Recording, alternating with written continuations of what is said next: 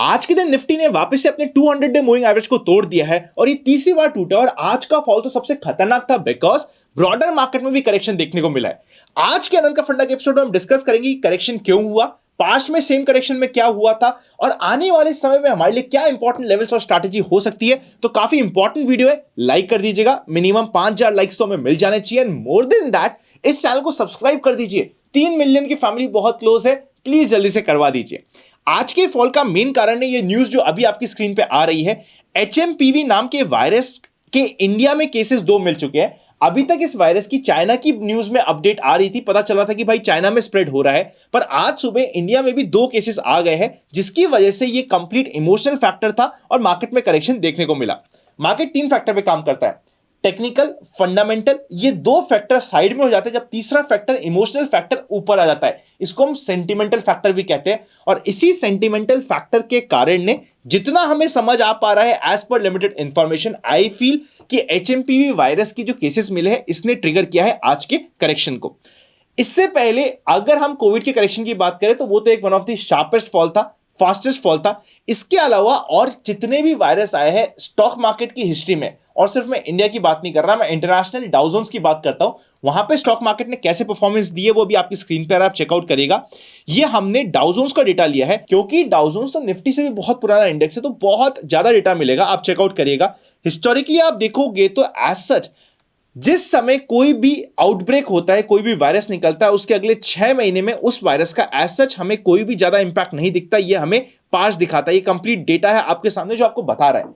मतलब ये कि अभी का जो ये वायरस की सिचुएशन आ रही है, सेंटिमेंटल फैक्टर की वजह से तो स्टॉक मार्केट में इस पे इंपैक्ट पड़ सकता है, पर Covid is the only scenario जहां पे सिचुएशन बहुत खराब हो गई थी और लंबा इंपैक्ट आया था। उसके अलावा किसी भी और वायरस में जब तक वो कोई पेंडेमिक नहीं बन जाता, स्टॉक मार्केट में लंबे समय का कोई इंपैक्ट नहीं आता है। यहां पे सिर्फ एचआईवी एड्स के समय पे इंपैक्ट आया था जो 12 महीने तक भी मार्केट 16% डाउन रहा था, वरना आप चेकआउट करोगे तो और किसी भी वायरस के समय पे ऐसा कुछ नहीं हुआ था। तो इस पॉइंट को ध्यान रखिएगा। तो अभी तक हमने कारण समझ लिया, हमने समझ लिया कि उस कारण के पास में क्या लॉन्ग टर्म इंपैक्ट होता है, आंसर इज नो। और यहां से मार्केट की क्या एक्सपेक्टेशन है उससे पहले मैं आपको बता दूं, जैसा मैंने पहले भी कहा था कि लास्ट क्वार्टर के रिजल्ट्स खराब आए थे, इस क्वार्टर के रिजल्ट्स मार्केट के लिए काफी इंपॉर्टेंट है। अगर इस क्वार्टर के रिजल्ट्स अच्छे नहीं आते तो ये मार्केट के लिए नेगेटिव होगा और ये मेन ट्रिगर होगा मार्केट की करेक्शन अगर आना भी है या नेक्स्ट राउंड ऑफ सेलिंग आनी भी है तो उसका, ऐसा मुझे लगता है। बाय द वे, अगर आपको इस समय एसआईपी नहीं करी है तो क्या करिए।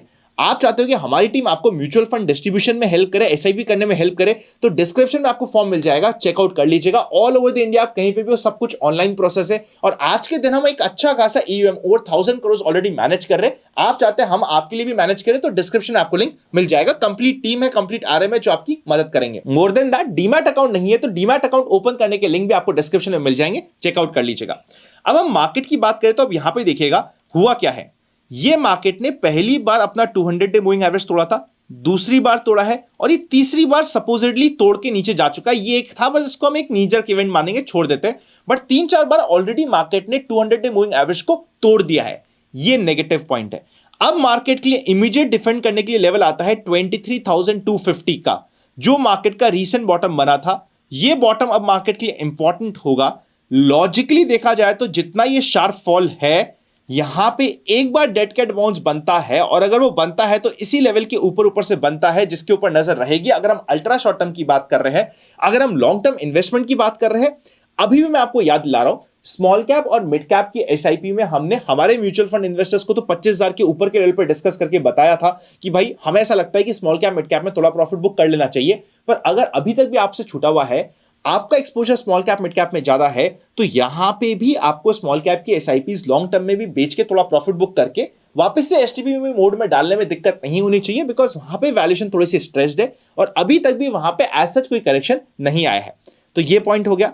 स्टॉक स्पेसिफिक बात करें तो आपके अगर स्टॉप लॉसेस हिट हो रहे हैं तो मानना पड़ेगा स्टॉप लॉस। स्टॉप लॉस नहीं माना तो बहुत दिक्कत आ सकती है। अब लॉजिकली बात करें हम अल्ट्रा शॉर्ट टर्म के पर्पस के लिए, आज मैं मार्केट आज में वीडियो बना रहा हूं बिकॉज आई वांट कि जितना जल्दी ये वीडियो हो सके, बल्कि मेरी तो कोशिश ये है कि मार्केट क्लोज होने से पहले पहले ये वीडियो आपको मिल सके, तो दैट विल बी इंपॉर्टेंट। उसी का ट्राई करते हुए मैं ड्यूरिंग द मार्केट आज ये वीडियो बना रहा हूं जैसा आपने लास्ट टाइम कहा था, अभी भी बताइएगा कि हमें मार्केट आज में वीडियो बनाना चाहिए या क्लोजिंग पे अनंत का फंडा बनाना चाहिए, कमेंट करके बता दीजिएगा। आई फील बनाना चाहिए मार्केट आज में भी, अगर जरूरत पड़े तो। यहां पे लॉजिक क्या कहता है कि ये जो इंपॉर्टेंट सपोर्ट है, ये सपोर्ट को ये पहली बार वापस से रिटेस्ट करने आ रहा है, तो लॉजिकली इस सपोर्ट के ऊपर ऊपर से एक डेड कैट बाउंस का हमारा प्ले रहता है, जिसको हम बैक ऑफ द माइंड रखेंगे 3 दिन के 2 दिन के पर्सपेक्टिव से। अगर हम एकदम अल्ट्रा शॉर्ट टर्म पर्सपेक्टिव में आ जाए और कल के लिए माइंडसेट की बात करें, तो कल का माइंडसेट ये कहता है कि अगर एक बार मार्केट वापस से 23,700 के लेवल को क्रॉस करके ऊपर जाता है तो यहां पे बुलिश बना जाएगा। अगर मार्केट 23,250 के आसपास आता है तो फिर हमें वापस से 300 के आसपास से वापस से एक बार रिवर्सल के लिए स्टडी करना पड़ेगा और रिवर्सल के यहां पे चांसेस बने रहेंगे। अगर मार्केट गैप डाउन ओपन होता है तो पहले 1 घंटे में हम थोड़ा सा वेट एंड वॉच करेंगे कि क्या रिवर्सल बन रहा है। रिवर्सल की कैंडल बनेगी कुछ ऐसी ही, ये ध्यान दिखिएगा, ये जैसे आज की कैंडल बनी ना 15 मिनट की, या तो ऐसी ही कुछ कैंडल बनेगी कि एक रेड कैंडल को पूरी ग्रीन कैंडल खाते हुए और फिर वहां से एक पूरा रिवर्सल स्टार्ट हो जाए और ये आपका टेक्निकली स्टॉप लॉस हो जाए, या फिर एक रेड कैंडल बनी हुई है, नीचे जाएगा मार्केट, ऊपर आएगा और ऊपर आके ऐसी कुछ कैंडल बना देगा, मतलब लोअर विक बनाते हुए रिवर्सल दे देगा। ये 2 सिनेरियो होते हैं रिवर्सल के, जिसको हम ध्यान रखेंगे। कल ट्यूसडे है तो दोनों साइड के मूवमेंट की एक्सपेक्टेशंस है, तो अगर गैप डाउन हो जाता है तो स्पेसिफिकली ध्यान रहेगा क्या सेकंड हाफ में कुछ बाउंस बैक के चांसेस बनते हैं या नहीं। आई नो इतने बुरे मार्केट में भी बाउंस बैक की एक्सपेक्टेशंस करना इज वियर्ड, बट सपोर्ट आ रहा है, इसलिए बस मैं इस सपोर्ट की रिस्पेक्ट की यहां पे बात कर रहा हूं जो 23,300 के आसपास का है। Bank Nifty is more weak. Bank Nifty तो अपने इंपॉर्टेंट सपोर्ट के आसपास जा चुका है, तो अगर रिवर्सल आता है, क्योंकि हो सकता है बैंक निफ्टी पहले अपने लो को ब्रेक करे और फिर रिवर्सल दे, तो रिवर्सल आएगा तो पहले आपको बैंक निफ्टी से इंडिकेशन मिलेंगे, इस चीज को बैक ऑफ द माइंड रख लीजिएगा। और अगर कोई रिवर्सल भी आता है, ये कोई पोजिशनल ट्रेड की मैं बात नहीं कर रहा कि भैया 2 महीने 1 महीने 21 दिन की मैं कोई लंबा ट्रेड लेने की बात कर रहा हूं, सिर्फ स्विंग ट्रेडिंग के पर्सपेक्टिव से यहां पे मौके बने रहेंगे।